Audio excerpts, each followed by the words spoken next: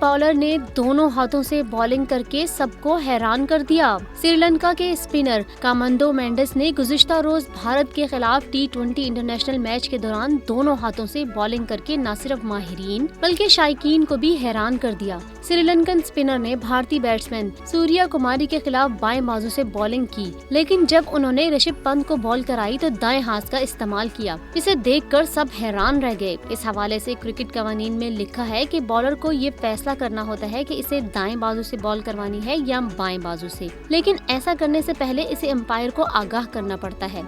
अगर bowler empire को delivery mode में तब्दीली के बारे में मुतला नहीं करता तो ये नो बॉल शुमार होगी। दूसरी सूरत में ऐसी बॉलिंग कवानीन के ऐन मुताबिक है।